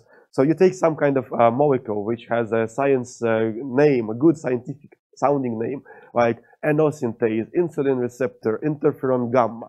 You get antibodies to that, and then you dilute those antibodies to the power of 10 to minus 26 or 10 to the power of minus 400 in some drugs, and you can cure diabetes, impotency, encephalitis, influenza, well, basically anything. And how do you get those articles published? Well, you just don't use the word homeopathy. You just say, like, we are testing normal drugs, and somewhere in a small fine print, you say how they were prepared, diluted. You also conceal your conflict of interest. You don't do randomization. You don't do blinding. And so you get some kind of strange result, and you preferably publish it in open access journals, which ask money from you, and you give them money, and they publish your stuff. Not all of these journals are open access. Drug Discovery Today is a very respectable journal. It published a review of insulin receptors, and the review was written by normal guys who do science on insulin receptors. They have normal studies. So, but they got funding from Materia Medica. They added Epstein to their co-authors, and they added one paragraph quoting those studies about the homeopathically diluted antibodies to insulin receptors that can cure diabetes. And that got published, and so now they have an article in a review. So me and my colleague, we tried to write to the editors of 5 of these journals and say, guys, what are you publishing? Look, here are the errors in your studies. What you going to do about it? So one journal, this one, they just did not respond. 3 journals, they said, okay, we're going to look into it, and several months have passed, and they did not look into it. And one journal, Medical Virology, they published our criticism after peer review. So the reviewer said, oops, we got that published, sorry, they should probably say something about it. But this also is not a victory, because basically the authors got to reply, and they replied not to our criticism, but they just said, guys, this is not homeopathy, this is really active forms. Look, we have 20 studies, we are citing them all, we increase our index here by 1. That's how we roll in modern science. And this is just for you to, appreciate the absurdity of this. This is some quotes from some of the articles by Oleg Epstein. The genetic code of an individual is not just the primary nucleotide sequence, but a unique and whole holographic spatial organization that holds its own set of subtle supramolecular oscillatory characteristics. Technologically processed dilutions also exert activity when they do not contain molecules of parent substance. So that's proven now by scientific journals all over the continent. I think it's great. So Karl Popper, a famous philosopher of science, he is famous for the falsification principle, the idea that scientific hypotheses and theories should in principle be irrefutable. I also had a very good idea about how science can be compared to an evolutionary process. There was an article called Evolutionary Epidemiology. And in that article, he says the following, that, well, in evolution, you have this survival of the fittest, and in science, we have the survival of the fittest hypothesis. Hypotheses need to survive the criticism of scientists who try to reproduce, to deconfirm, to show that something is wrong. And those hypotheses that survive, they kind of live on, and they give some offsprings in the future. Oh, it's kind of a metaphor. But I really like it. I think this is not just about scientific facts, but it's also about the scientific method itself. We can learn on these errors in order to improve the methods that we are using. And if we don't do that, we continue producing irreproducible results and different kind of pseudoscience. So an example of science correcting itself is this case of an article published in Nature. So this is Xena turbella, and this article claimed that Xena turbella is a mollusk because they did a DNA analysis, and so it confirmed it's a mollusk. But then later it turned out that Xena turbella is a deuterostome who eats mollusks, and that's why it has mollusk DNA somewhere in its insides, and that's why you got a wrong conclusion. And so you need to account for contamination of DNA when you're trying to do DNA analysis. Now, as these guys did everything correctly, they found an error, corrected the error, that's good. Now, once I got another DNA study where guys said we found the genome of Yeti, of Bigfoot, of Sasquatch. And so they presented a DNA analysis. So that was, if it was really, a Yeti and some relative human, I would be really impressed. But unfortunately, it was just a mixture of human sequences and sequences of someone who I identified as a reviewer as being probably a bear. And they were kind of like misassembled together. And it was like somebody put his finger into a pile of bear poop, and then he sequenced that, and then he misassembled it and tried to publish. And so I wrote like a detailed explanation why it's probably wrong. The authors decided that it's not convincing, so they, but since the journal rejected the paper, they just bought their own journal and published it there. There's one article in this journal called De Nova, and you can download the paper for $20 and read it yourself. Or you could read a review in the Proceedings of Royal Society, which says, well, actually, there are like a lot of guys who did DNA analysis of Bigfoot, and in every single case, it's a contamination problem. They just don't care about the issue, and that's why they get these results. Homeopathy, let's go back to it. We are actually, should say thank you to homeopathy because it led to the discovery of the double-blind, randomized experimental procedures that we use today for normal medicine. The first randomized double-blind trial, the so-called Nuremberg salt trials, or tests, were conducted in 1835 by Friedrich Wilhelm von Hoven. They got a negative result. It did not show that homeopathy is different from homeopathic water, but that was a discovery of a very important novel method because it gives you more accurate results than just relying on your own senses and expertise. And when you apply the same method to other medical procedures, you find that something which is considered good is no longer considered good. This is like a very dramatic example. So they decided that you can actually do sham surgery and compare surgery to sham surgery to have like a placebo surgery. You just, make a slit and then you sew it back and the patient thinks he had surgery, but he really didn't. And when he did this kind of study on a particular type of surgery, which was performed 700,000 times per year in the US for the cost of $4 billion of money, it turned out it doesn't work. And that was like an important discovery in the field of medical science. And so the final topic which I wanted to bring to your attention is also from the field of medicine.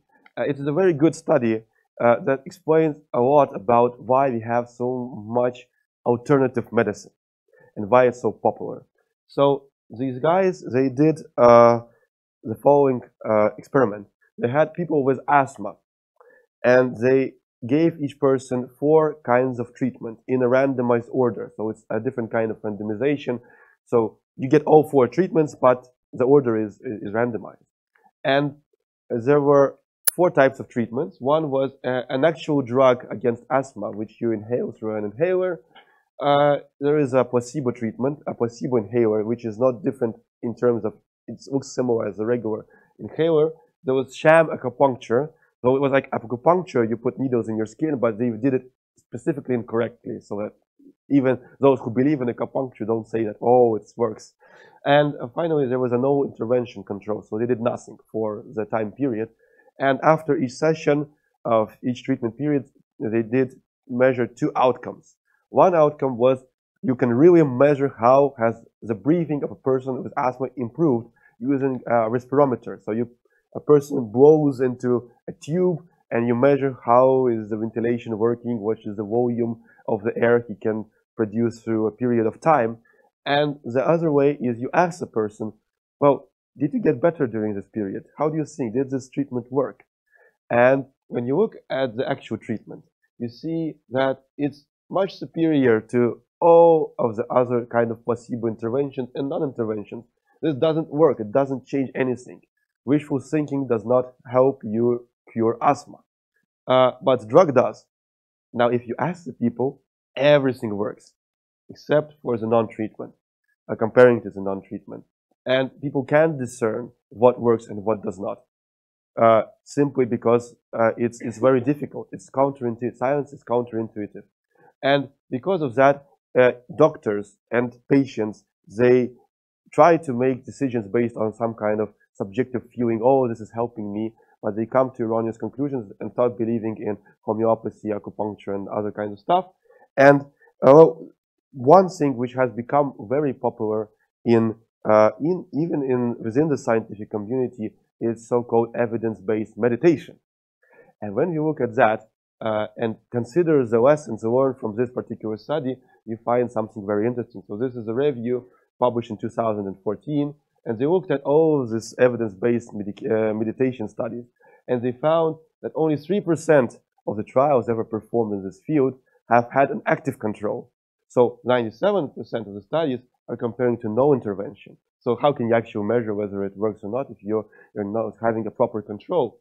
And so you understand, you can't do a proper double-blind randomized study because the person knows whether or not he's meditating, but at least have an active control. And when you look at the active controls, you find that there's actually very weak evidence, or similar to none, that meditation is better than, say, another kind of relaxation. You could just, play some music. You can just, talk with a friend, whatever you call an active treatment.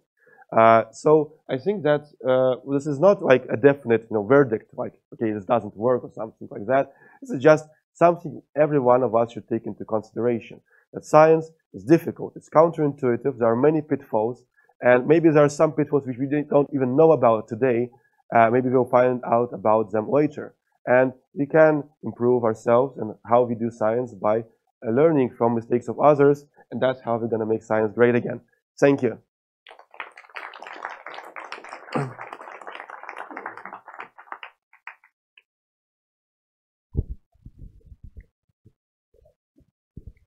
Are there any questions?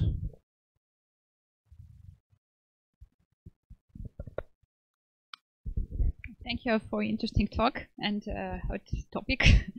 I agree that there are many examples of really strange articles and so different examples you have told for us. But I believe that different scientists, they are really good guys, and they know statistics, know mathematics, and they don't want to publish false. But there is, I think, really a big problem of nowadays that science is like a competition, like a business today, and in the field of money, grants, in the field of time, yes, because you should be the first to publish your data, and if you are not in trend, you will not thrive. Yeah. And how do you think scientific society can solve this problem? Yeah, I think that's a very, very good question. You're actually like striking to the heart of the problem, because this idea of publish or perish, which is persisting in the scientific community, where novel results are much more preferable than good results, than reproducible results, when sensations are being positively feedbacked, like some institutions actually, they encourage articles to be like to get high outmetric scores. There's now not just Hirsch indexes, but outmetric scores. We just measure how many times the news outlets have quoted your study, and of course, news outlets will really like to quote a study that says GMOs are bad, homeopathy has been finally discovered to work, or something like that. So there is no like simple solution to this, because this is embedded in the culture of how this system works. I could say, let's crash the system, but I don't have a good solution to the problem. Maybe we just need to raise awareness of these problems, so that as maybe when a critical mass of people starts thinking about this, then you have some possibility to change the way we do it. Because people, well, we are all in some sort of like conformists. We look at how other people evaluate our work. And as soon as scientists start evaluating other scientists' work based on how good the study was done, and not by just, oh, you got an article in a very good journal, but it's bullshit. But still, it's a good journal, so I respect you. Well, we are part of the problem, so we need to change our own attitude to this. But I know this is just like words. It's not a real solution. People have suggested that we need to stimulate replication studies. There have been ideas that we need to. There was this famous reproducibility project, which attempted to reproduce many studies, and they actually found that many studies can't be reproduced. So I think governments should be interested in providing funding to replication of different studies. I think that there should be more openness to discussion of scientific discoveries. For example, while those journals have refused to acknowledge the criticism that we did publish the criticism on PubPeer. we publish it on PubMed Commons, we publish it in Post One in the comments section. So, and maybe other scientists can do that as well. If you find a bad study, you see it has a flaw, go and write a criticism on PubPeer, write a criticism on PubMed Commons. Don't say like, these guys are bad, they're evil and they're doing bad science. Just say, guys, you have an error, here's the error, just the facts. So maybe that could also help. You've mentioned that maybe government has to spend more money on reproducible science, but because, you know, we live in Russia, maybe there should be legislation that covers fraud science, because money is very expensive. Maybe we just should ban or maybe send to jail. For bad science? Yeah, for fraud science. Fraud science. Well, you see, that's the problem. How do you prove that it is fraud science and not a rookie mistake? How do you prove that this person is, well, okay, in some cases, you can show, for example, that a person has a conflict of interest and he does not disclose it. Like in some cases of that Material Medica articles. Actually, well, they can always say, oh, we forgot, and should you send someone to jail because he forgot? And maybe in some cases, you will find someone who forgot to disclose some kind of conflict of interest. So it's like a tricky situation. I don't know. I don't think you should put scientists into jail, but maybe you should not fund them. And maybe you should not allow the drugs, like the ones produced by Materia Medica, to be available over the counter when they have no real evidence of that they are working. If you judge it by the merits of modern medicine. Thank you for the lecture. What do you think about open access journals? Isn't it a conflict of interest, and should we ignore publications in such journals? I think that well, okay, this is a hard question, because from one thing, open access has its own merits. For example, the openness of an article allows many people to read it and find and criticize it and to read it. If you actually look at cases when bad science was published, it's not just open access journals. So you can also find very different bad and unreproducible research in regular journals as well. So I don't have a final answer on this. I think this is a topic that needs to be investigated. I think that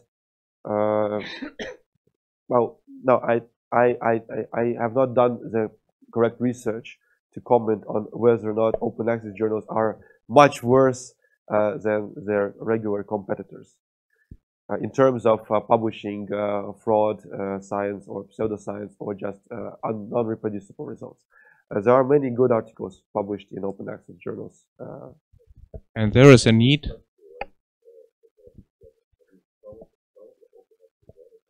Some of them, yes. So it's very difficult to make an overall statement about the whole thing. So maybe the correct answer would be like judge a journal on its own merits. Yeah, maybe that's something we can agree on. And is there a need of such great amount of different journals? Among them, there are journals with nil impact factor. Do you think we should avoid the journals and only Nature and other no, not only Nature, good but journals? Yeah, well, while we had a discussion with some of the other lecturers down in the bar a day ago, and one of them commented that it is actually one of the problems is that we consider that a very high-ranking journal is much better than a normal impact factor journal. Like, so for example, if you take some journal like Cell, it's it's a high impact journal. Let's say, I don't know, some medium journal, okay, has an impact factor, say, of 4, 5, 6, something like that. Yeah, they can also have a similar rate of high quality papers in it. But when a journal has impact factor 0 and it's actually not indexed by anybody, it's probably a bad journal. or new, okay. That's a good. Okay. So thank you for a brilliant talk. And what's your opinion about, I don't know the correct name in English, but the journals when you you fix the design of the study priorly, you fix the statistical methods, the journal gives you okay to publish this study, and then you perform study and you publish any result, negative or positive. So you just fix your study design before you start to do this, and then you will have no bias, no this bias in facts. I know that there are some kind of these kind of journals in psychology. And did you heard about this kind of journals in biology? And what do you think about this type? I know one journal, I think it's called Clinical Trials or something like that, a journal in medicine, which publishes designs of clinical trials someone is going to perform. It's like independent from clinicaltrials.gov, but it's like an academic journal that publishes trial protocols. Yeah. In biology, I don't know. Does anybody know here? There are a lot of scientists here. Okay. Oh, you know. Okay. I hope everybody knows what we're talking about. So no, I don't know. I think it's a good idea. I think that some respectable scientists, a group of respectable biologists, decided to create such a journal with such rules, I think that would be a very good idea. Maybe eventually it could receive the respectability of the high-ranking journals that we have today. I think that would be an important thing on this issue. Okay. I'm sorry.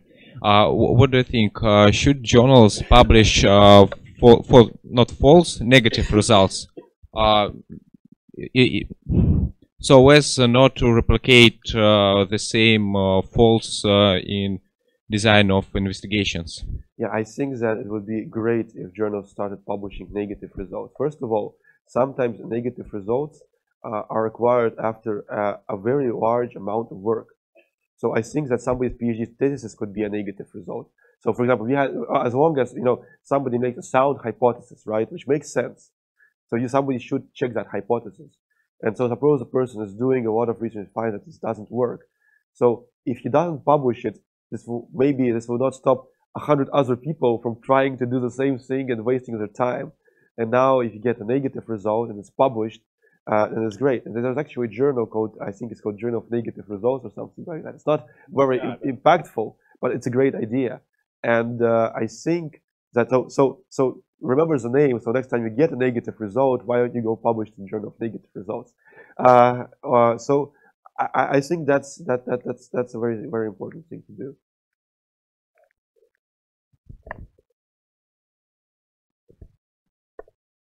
But don't you think that the problem is more fundamental than this? For example, like in arts and literature, they recognize like that like postmodernism, that like people have their own perception of things, and science is also a product of human brain, of human imagination. So maybe the problem is more fundamental. Like, okay, I really like this quote by Tim Minchin, an Australian musician, who said, I am not very good at quoting, so he has a poem called Storm, and there is a line something like this.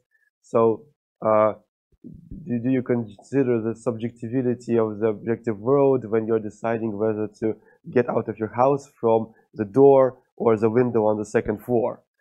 So there are objective truths, and science is about finding how the world really is. And while there are social things that do influence science, so scientists are also people. Scientists, they need to get money, they need to feed their families, and so they can be tempted by grants and this publish or perish system. They may have ambitions, so they want to publish specifically in Nature at all costs, even if they're not sure about whether the data is correct. But that is considered something bad. At least I hope it is considered as something bad, something we should fight against. We should try. Yeah, sometimes we cannot exclude the subjective part of the science, but we're trying to do that. We're trying to do double-blind studies instead of just doing, oh, homeopathy helped my mom, so that probably it works. So that's the difference. The difference is in one case, you're trying to eliminate subjectivity as much as you can, and in other cases where you embrace subjectivity and say, my opinion is as good as anything. So if I say the road is flat, it's as good as the opinion of a scientist who says it's actually not flat. And I think that's a wrong thing to do. And those guys who are postmodernists who talk this kind of stuff, I think they're fundamentally wrong and doing a bad job for all of us.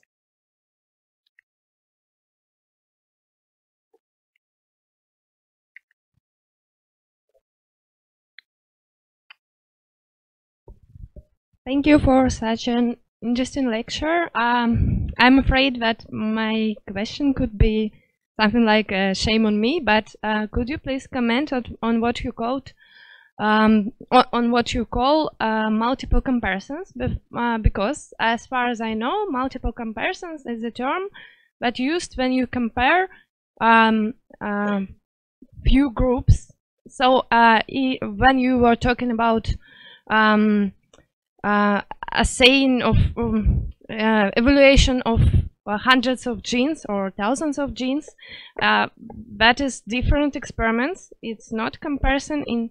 So please comment on that. Okay, I understand what you're saying. Well, probably is the best example would be in the field. This problem was recognized really early in the field of genome-wide association studies. So you have a lot of SNPs on your chip, and you have patients, and you have people who just are healthy. And so you consider that, or suppose that the SNPs are independent from each other. Actually, it's not always, not really the case, but let's suppose that independence. So you have a sample size of some people who are sick, some people who are healthy. You do this SNP analysis, and then you find some statistically significant differences between the samples. And so the problem, which was addressed by the scientific community a long time ago in this field, everybody knows about it in the glass industry, is that you will get false positives, because there is since you have thousands or hundreds of thousands of SNPs being analyzed simultaneously, some of them, even if there is no genetic component to this disease, some of them will be unevenly distributed between the groups. And so what they do is they do the following. One is you can do what they call the Fdr correction. It is when you say, okay, it's okay for me to have, say, 5% of erroneous false positive conclusions, and you look at the toppest hits, which are the most unevenly represented between the sample and experimental control groups, and you take those and you apply higher confidence to them, and you say that all other p-values are bullshit. And the other approach is you do basically the most correct thing. You take the best hits you got, and you do a direct replication. You take an independent sample. You take, suppose you have two best candidates of SNPs because they are unevenly distributed between the sample, the control and experimental group. And suppose they are missense mutations, SNPs which could be really linked to some kind of problem of some protein not working properly. So you take your best candidate. So that's your best guess what could be wrong with these patients genetically. And then you take an independent sample of patients and control group, and you just check this 1 or 2 or 3 or 10, but much smaller amount of hypothesis to reconfirm. And if you do that, there is a much smaller chance of you getting a false positive. So multiple comparisons applies to this situation in the same sense as it applies to any attempt to test multiple independent hypotheses. Yeah, thank you. I understand now. There was a little misunderstanding because I did not get that you are talking about simultaneous experiments. So yeah, because if you have some independent samples and you will measure one SNP and one SNP and second.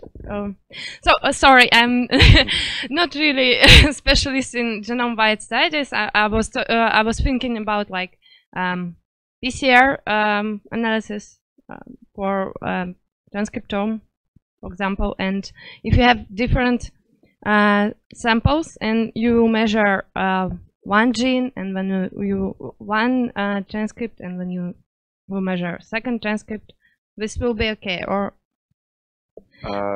maybe we should talk about it later. Maybe we should talk later, because my answer would depend on how you design your study. So I think depending that on your will study be design, you may or may not encounter this problem. I think that will be the great topic for the discussion during the dinner. Okay. Let's thanks Alexander one more. Thank you. Now have the dinner break, during which you can discuss all these great topics.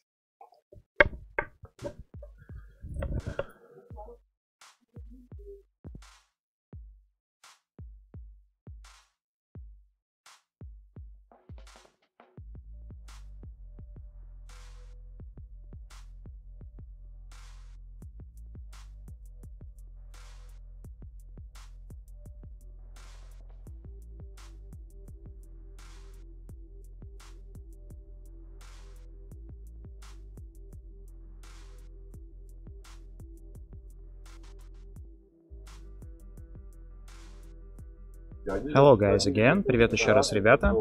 Рад, что вы присоединились к нам во время нашей трансляции. Я напоминаю, что Future Biotech Live в течение всей недели ведет для вас трансляции с нашей зимней школы. Мы рассказываем вам о науке, мы показываем вам лекции ведущих преподавателей, ведущих вузов, и иногда даже немножко научпопа. So, thank you guys for watching us on Twitch, YouTube, and Good Game, or any other platform where you watch us. So please subscribe to our channels so you are able not to miss notifications about so you will get notifications about our future streams, about our lectures. We have many very cool lectures from scientists all over the world. Okay, thank you again. Bye bye.